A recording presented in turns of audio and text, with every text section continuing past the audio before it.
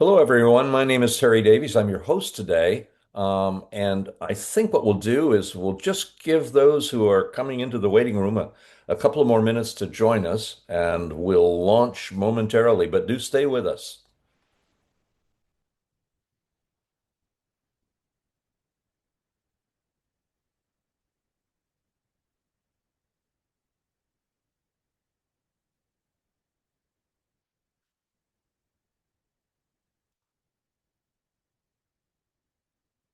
Thank you. I do believe that we have most of those who had indicated their attendance, shown up in the room, and absolutely on that basis, I'd like to welcome you. Greetings and welcome to this webinar, which addresses Quebec English language eligibility. And we have a talented group of professionals who will help us demystify that process. My name is Terry Davies. I am the executive director of the Quebec Association of Independent Schools, and I'm glad that you're able to join us today. Our family of schools represents 24 members and roughly 8,300 students. Before beginning, I have a couple of housekeeping items that I would like to share with you. One, this webinar is recorded and will be available on our site via YouTube for the foreseeable future. And if you miss something, please be comforted in knowing that you can easily return to the presentation and check out at your own speed and on your own time at the right moment what we share here today. You'll note that I can't see you, but you should be able to see our presenters, particularly those who are speaking to you. That would be good. Thank you for the many questions some of you have already submitted. They were excellent. They were awesome. And we've made every attempt to look at those and address them in the presentation, but have additionally reserved time for Q&A at the end of the session.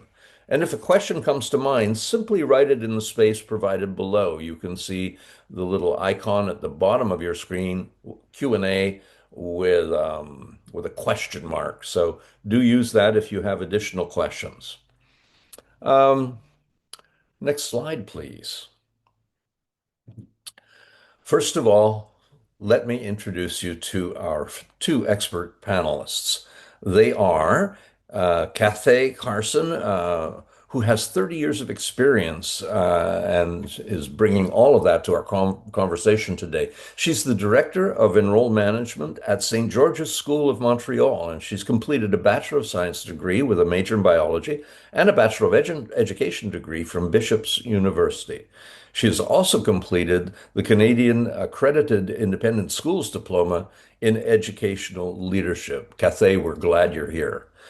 And Tatiana Deveau, her partner in crime today. Tatiana is the admissions specialist for the English School at West Island College in Montreal.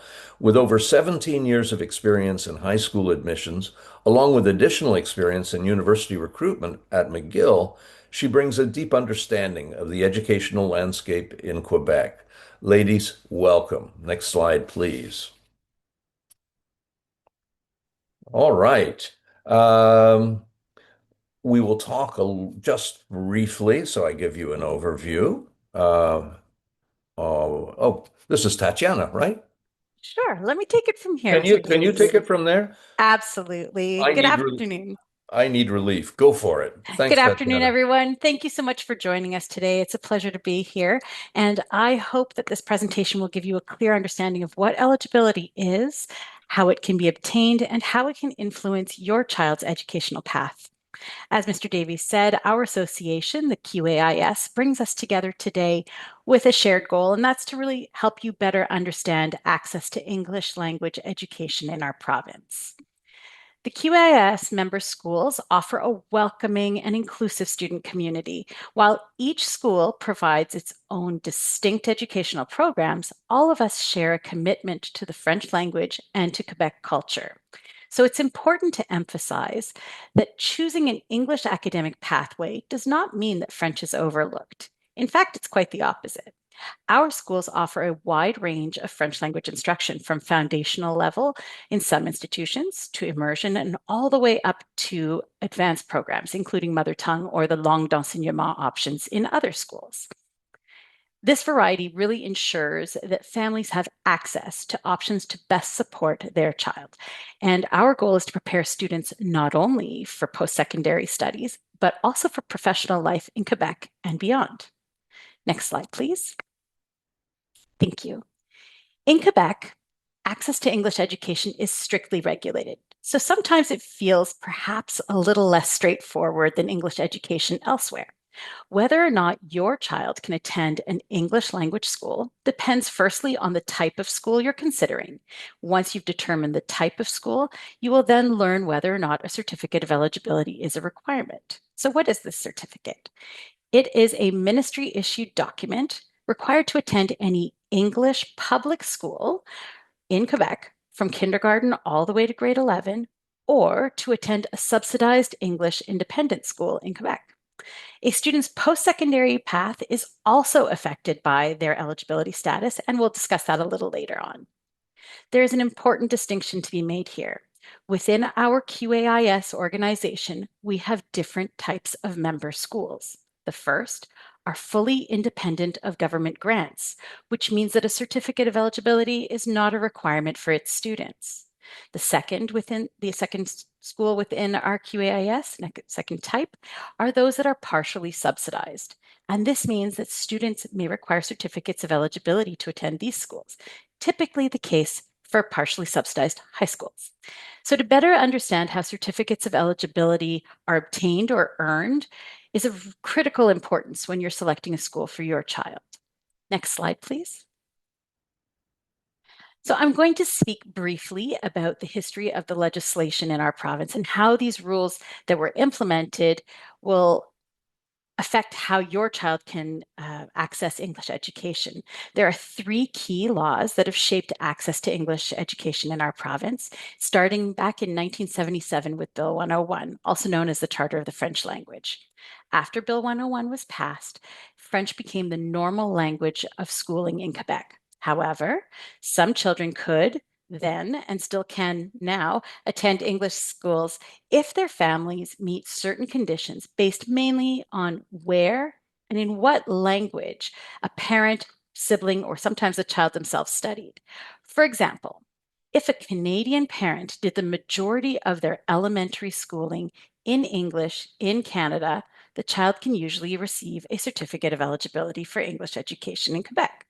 So that was the basis of the regulation in Quebec close to 50 years ago, and we sometimes refer to this way of obtaining a certificate of eligibility as birthright. So under Bill 101, we'll talk about it as birthright.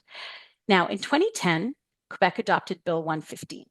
And this changed the charter of the French language. It created a way for some students in the English private independent schools who did not qualify under Bill 101 to eventually earn a certificate of eligibility themselves by attending an approved English school through a point system. And Kathay will delve more into that a little later. The most recent changes to our legislation took place in 2022, and that's when Bill 96 further tightened Quebec's language laws. Bill 96 has significantly affected two key areas. First, it has affected admissions, courses, and exit examinations in English CEGEPs. And second, it has changed the renewal process for holders of a certificate of eligibility. So some certificates are issued without an expiry date. They can be passed down to children through birthright. So that's under Bill 101. While others, for example, for those families who are in Quebec as temporary residents who are here with a study or a work permit, their children can still receive the eligibility, but now there's a finite amount of time, and that time frame is 3 years. And these certificates are no longer renewable. One exception to the duration and renewability restrictions for families is for those who have diplomatic status.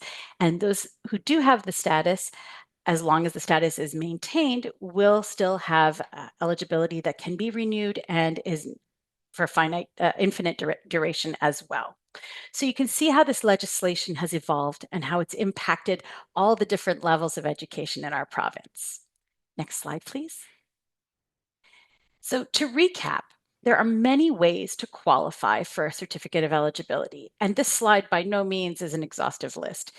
These are really the four most common ways that we as admissions professionals see regularly in our schools.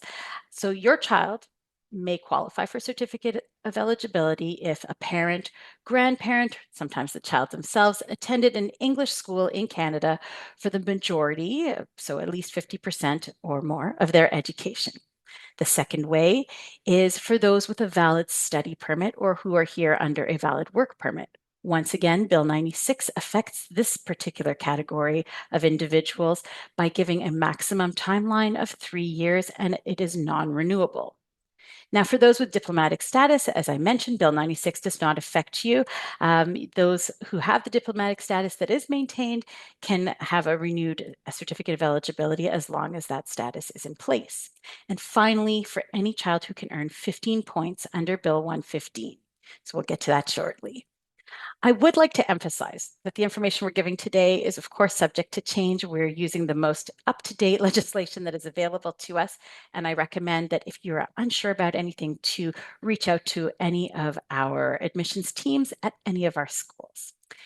It's also important to note that permanent residents and holders of a Quebec selection certificate do not qualify for English schooling based on any of the conditions that are on this slide. However, not qualifying for a certificate of eligibility does not prevent a child from attending an independent school. As I mentioned at the beginning of the presentation, the QAIS schools include a diverse range of schools, and their admissions teams can really help guide you in making an informed choice for your child's education. So I will leave it now to Kathay to go more in depth into the school classification and point system. Hi, everyone. It is such a pleasure being here with you today and sharing our expertise with you. As you've just heard from Tatiana about the different ways to qualify for an English eligibility certificate, I'll spend a little bit more time explaining Bill 115. Bill 115 provides a way for Canadian families who do not have access to a certificate of eligibility by birthright to obtain a certificate based on their child or children attending an English independent school and accumulating a minimum of 15 points. This is a good way to remember Bill 115 is that you need to have 15 points. This is a complex bill as there's many aspects to it. I'm going to share with you the simplest explanation to provide a baseline understanding. By no means is today's presentation going to be able to cover all aspects, but it will give you a broad-based understanding. When Bill 115 was established, the Ministry of Education developed a school classification system.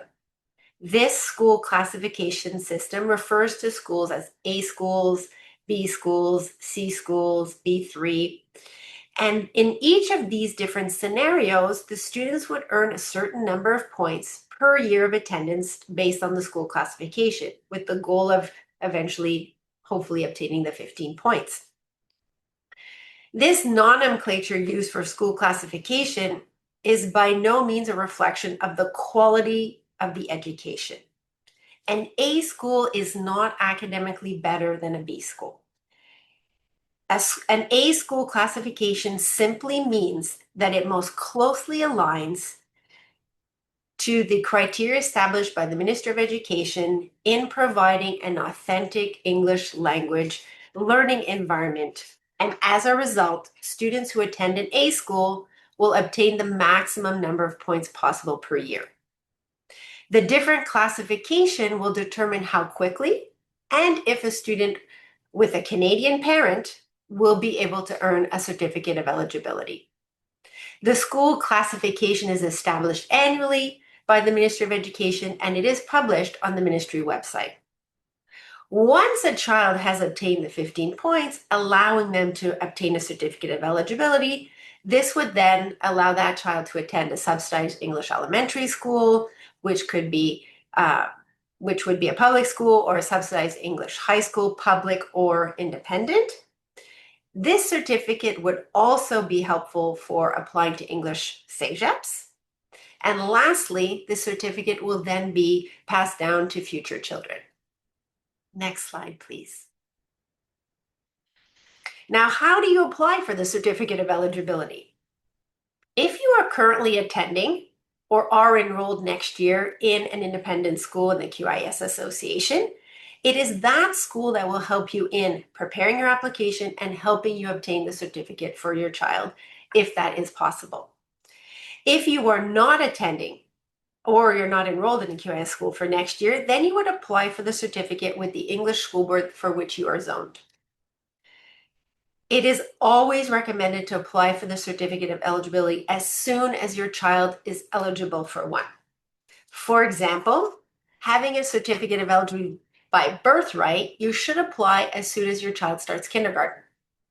This is also important to do if your child is attending a French school. It is extremely important that you obtain the certificate while your child is currently from kindergarten to grade 11.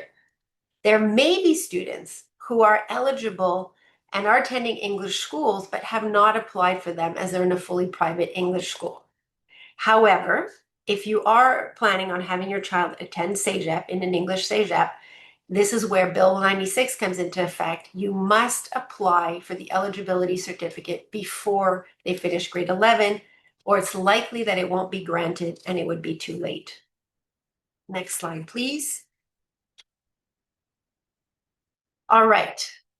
Eligibility in the post-secondary. It continues to play a role in post-secondary.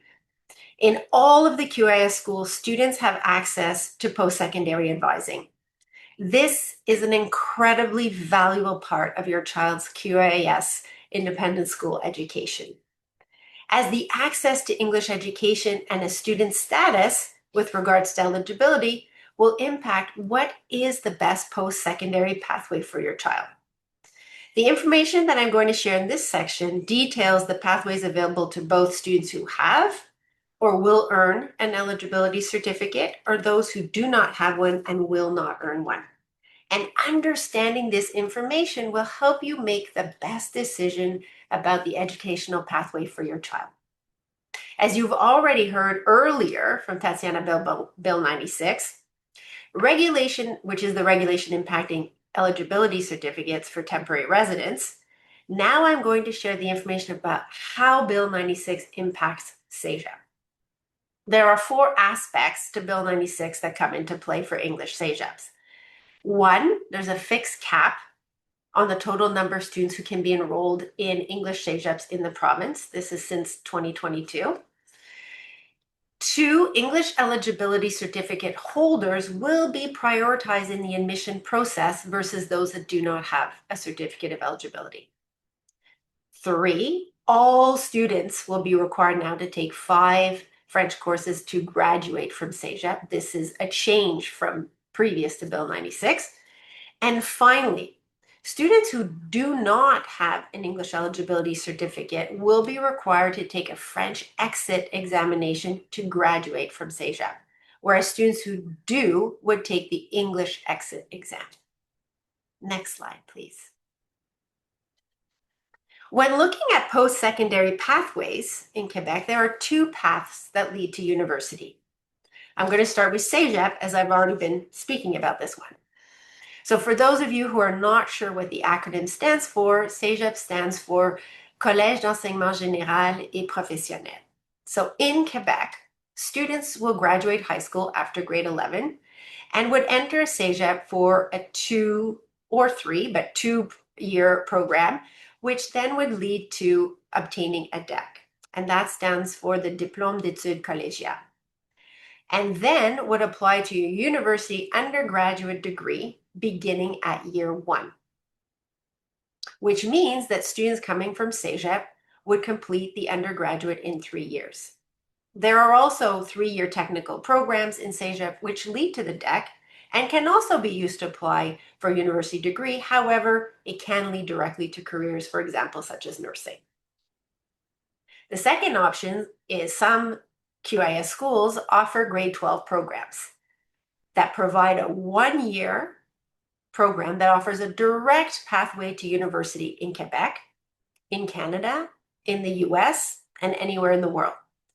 These programs do not require an eligibility certificate and can provide an English alternative to families for whom CEGEP route may not be the best fit for a variety of reasons.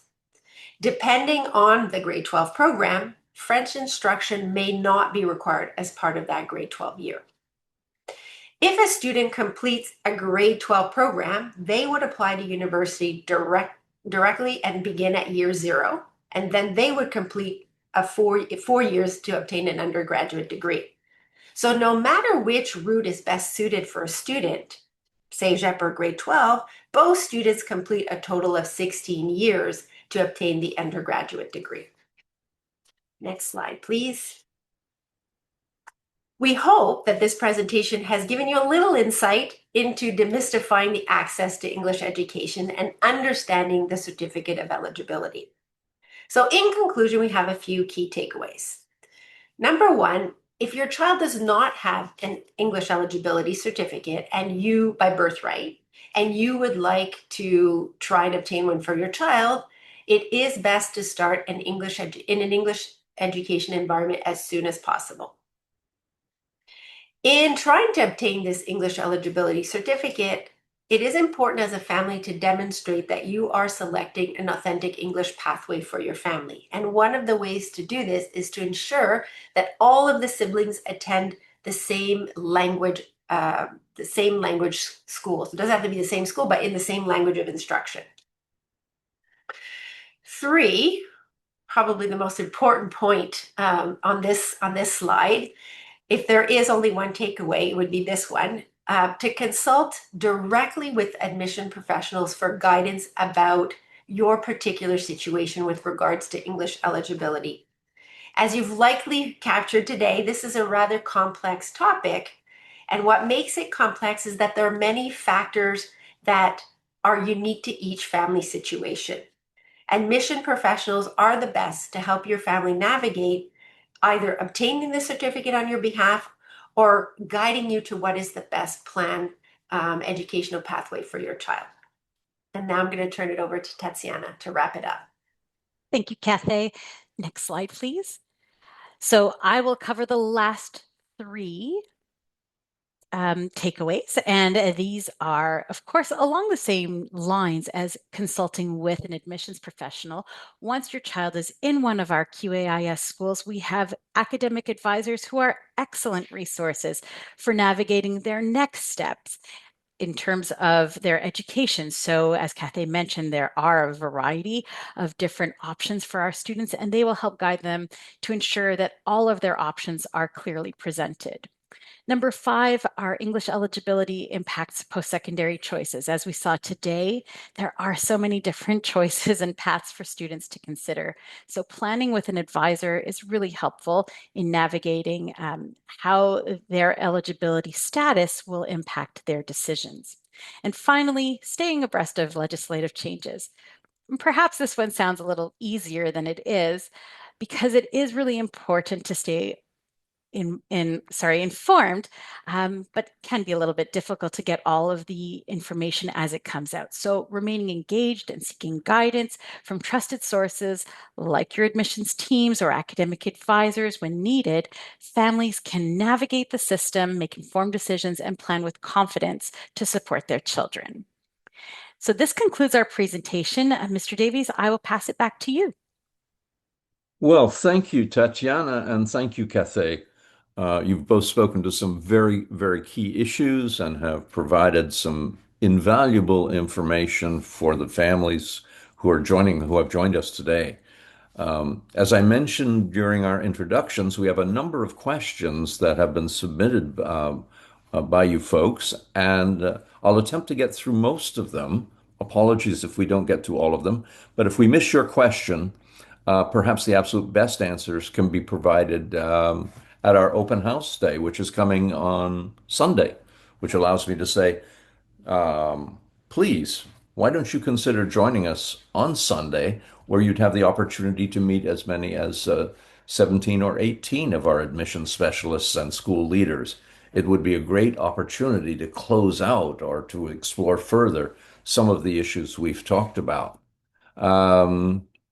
So, I mean, in that sense, we invite you to make your family part of ours. And as mentioned at the outset, we've received some excellent, excellent questions. And let's move there now. I'll call upon our experts to give their best shot at a few of these questions. Kathay, why don't I start with you? Here's my question. I'm a Canadian born in Montreal who attended elementary and high school in French. Can my child qualify for the COE? Go ahead. Thank you. Had a little glitch there with the unmute button. Well, the answer to that question is maybe. And so here's where it starts with that complexity. In just what we know from the question, I'm a Canadian born in Montreal and I attended elementary and high school in French. Based on that parent, their own personal education, the answer would be no based on that, what I know from that. However, there's more to explore. Did that parents attend English school? Which would be the grandparents of the child? There's another spouse likely as well that could be factored in. So it requires a broader explanation. That's under Bill 101. And then we could explore if the answers to that, let's say, was no, but I don't know yet, would be that there is a possibility for the child to earn their certificate through Bill 115 if they attend an English school. So there's many ways to look at that question. So we would need a bit more information. And that's where connecting directly, I would continue to ask the questions that I would need in order to be able to really properly guide that family. But with what you've shared, the answer that I could give is maybe, because I don't have all the answers yet. Thanks, Kathay. Thank you. It's actually a tough question because there are lots of variables still to be ironed out in that process. Tatiana, my question for you. I have temporary status, and my daughter currently has an English eligibility certificate. Is there a way for me to extend her English eligibility? Can you take that for me? Absolutely. Thank you. So temporary English eligibility in Quebec is valid under Bill 96 now for a maximum of 3 years and is no longer renewable. However, again, like Kathay said, with the information I have, that would be the first answer.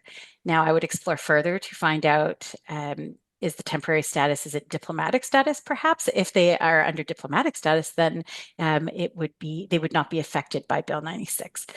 Also to note, if you move toward becoming a permanent resident or receive a Quebec selection certificate, your child's eligibility would come to an end and not be renewed. So there's the short answer there. Thank you, Tatiana. I'll come back with another one for you. I'm an American Okay. and I'm married to a Francophone Quebecer. Can I send my child to a bilingual school? Okay. So this question, there's a lot to look at in this one as well. Similar to the first question that Kathay answered. Though some schools offer bilingual and multilingual programs, I'm going to answer this question as though it was asked in a different sense. So can my child attend an English school, given the nature of our presentation today? So if that's not the case for the person who asked the question, I apologize, and I would recommend speaking to the professionals at the school that you're considering. So let's look at the question that I'm an American married to a Francophone Quebecer. Can I send my child to an English school?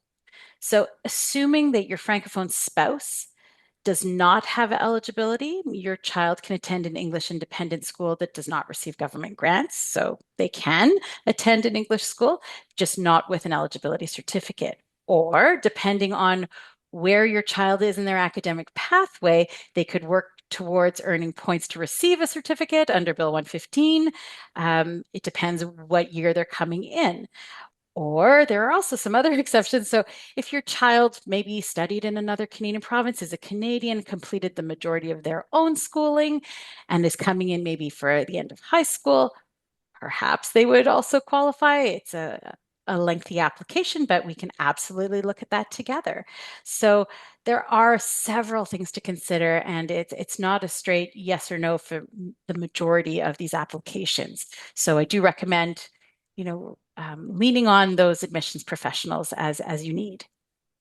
Thanks, Tatiana. There's a lot to unpack in that question and a lot of, subsequent questions that are sort of you wish you could ask right away of that person. I should point out that we did our best to capture all of the questions that were sent our way, and I noticed there's one more that's come in here today that I think we'll have time to get to it. Kathay, one for you. We are parents who attended English universities, undergraduate and postgraduate studies. Um, doesn't say where, but is our child eligible? We're Again, parents. Yeah. situational in terms of how to answer that. So, if we read it for what we know and make a few assumptions, that most likely the parents, the question was framed in this way, in that that was probably the only aspect that was done of the parents' education in English. Um, Again, very similarly, we need a little bit more information. But if that was all that the parents did was English university, and none of the grandparents or brothers and sisters of the parents attended English school in Canada, elementary or high school. So when we're looking at eligibility transferring by Bill 101 and birthright, it really is based on the parents and grandparents, the siblings. It is based on the K to grade 11 educational experience. The university, anything after high school does not come into play when looking at eligibility. So based on, if we read it just for what it is, that there probably wasn't any, we'd have to explore the grandparents, the brothers and sisters, or the aunts and uncles of this child. That's how we would get to the answer. So we would need a bit more information, but it is a good question in that it does ask, is the post-secondary experience valid in looking at eligibility? And the answer is, from that perspective, it's not based on that. It has to be what was completed from kindergarten to grade 11. Awesome. And thank you, Kathy. I have a second one for you, and it also reflects a question that came in early in our presentation today. And I wrote back to that parent saying, we hope to cover it off during our Q&A. So not to put any pressure on you, Kathy, but this is my question. My child is neurodiverse. Can they qualify for an English eligibility certificate?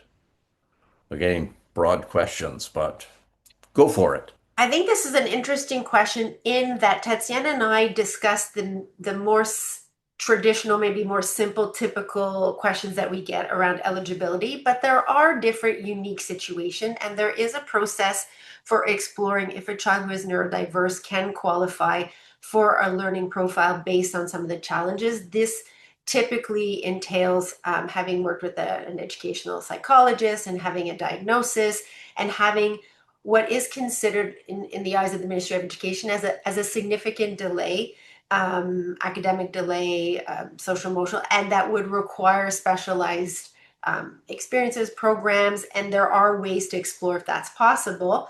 When that is typically granted, which can be on different circumstances, and I would advise that family to that question to really reach out with the schools, because it's so complex. We couldn't really cover that today. However, what that does open up is, if a child does receive it, then there is the opportunity for all of the siblings, in the same family to also obtain eligibility, because it is about the nature of keeping a family together. So in terms of language of instruction, so that does open up an exploration that could be interesting.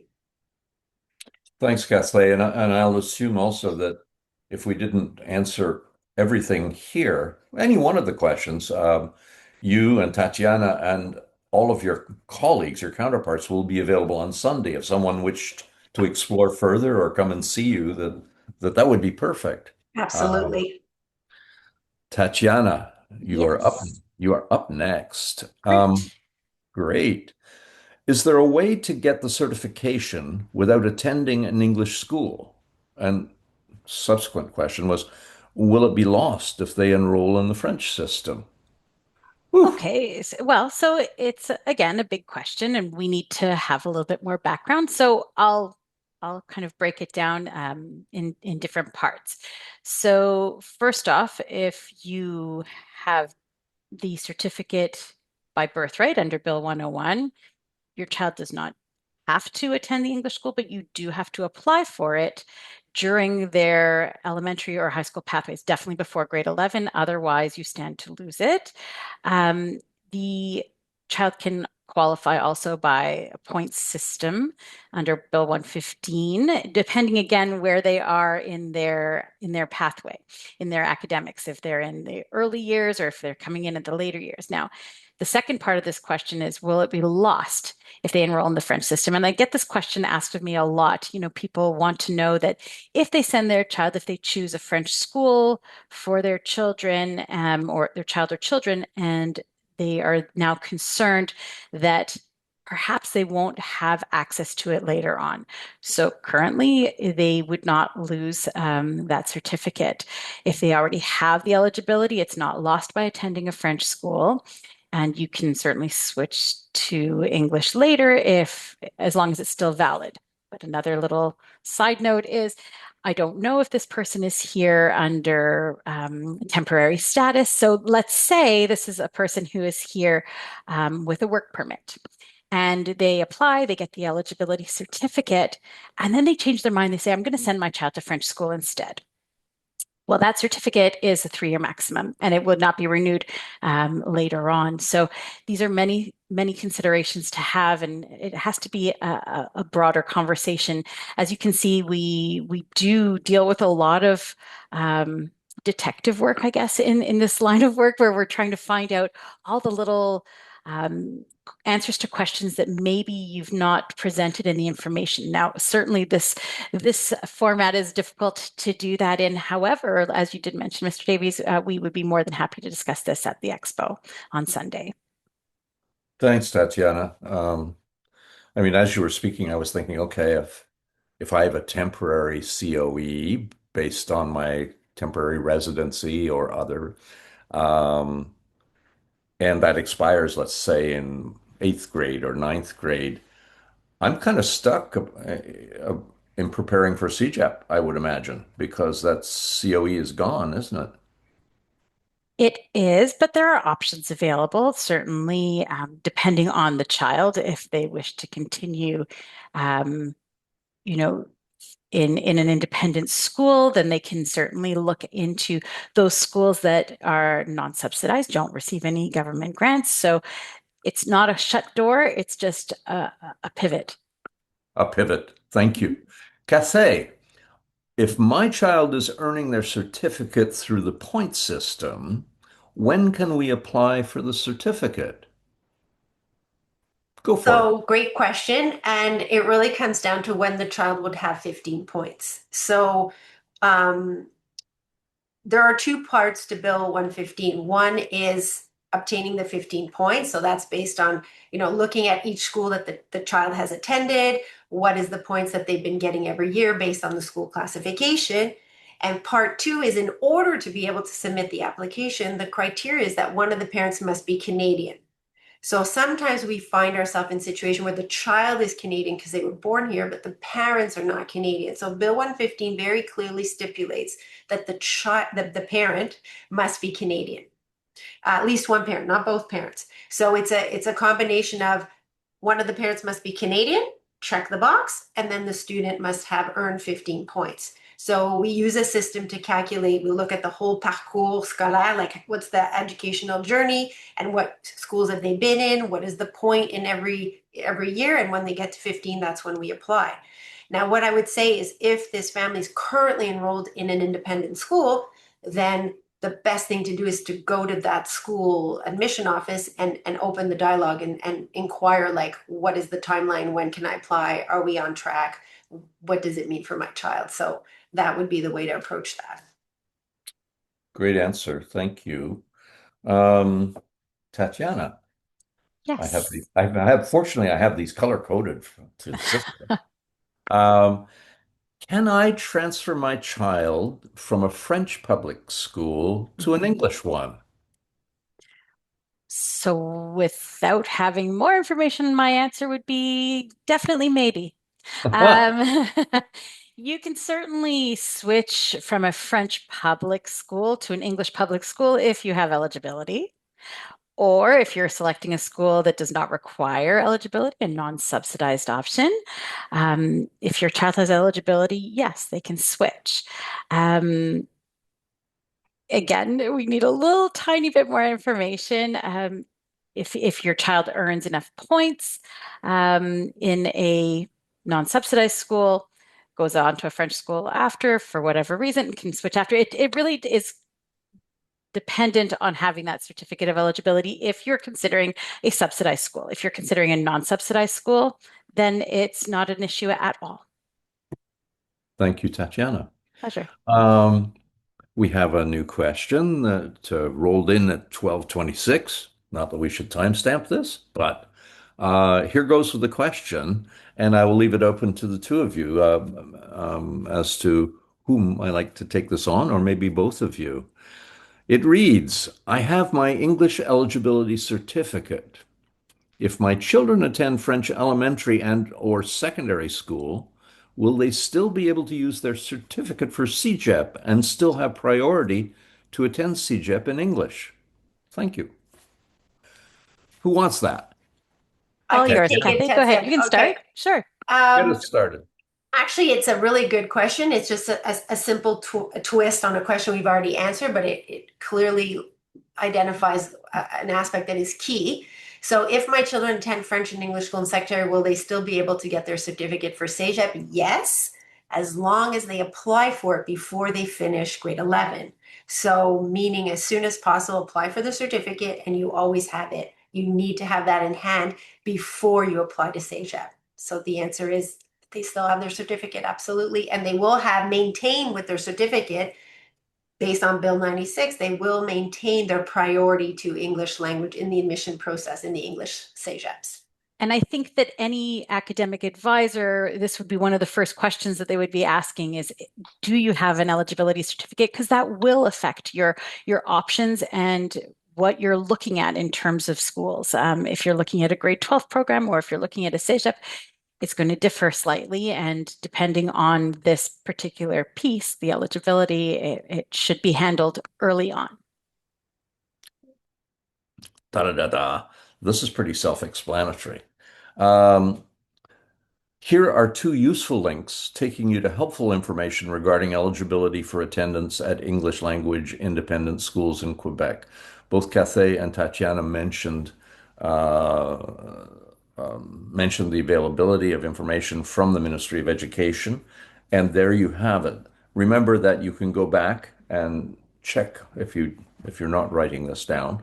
You can go back and check online to pull off these URLs and maybe even use it as a quick link. I would like to, this has been awesome. Um, the team has done a great job. Thank you for your participation today.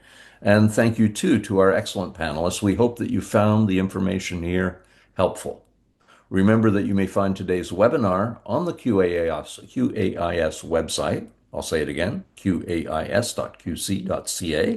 So if you would like to check back on any of the detail, please go back and have a second look. Thank you again and have a wonderful day. Bye-bye.